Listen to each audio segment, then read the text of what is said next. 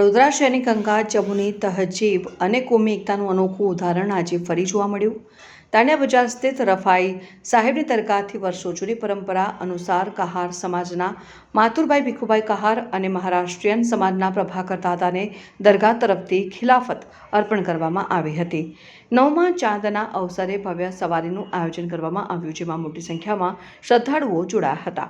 સવારીનું શહેરના વિવિધ વિસ્તારોમાં ઠેર ઠેર સ્વાગત કરવામાં આવ્યું હતું અને સમગ્ર માર્ગ પર દુલ્લા-દુલ્લાના નારાઓથી માહોલ ભક્તિમય બની ગયો હતો અને કાકા સાહેબના ટેકરાથી નીકળેલી સવારી પરંપરાગત રીતે રફાઈ સાહેબની દરગાહે પરત પહોંચી હતી અને વર્ષો જૂની આ પરંપરા આજે પણ વડોદરાની સાંસ્કૃતિક એકતા અને ભાઈચારાનું જીવંત પ્રતીક બની રહી છે।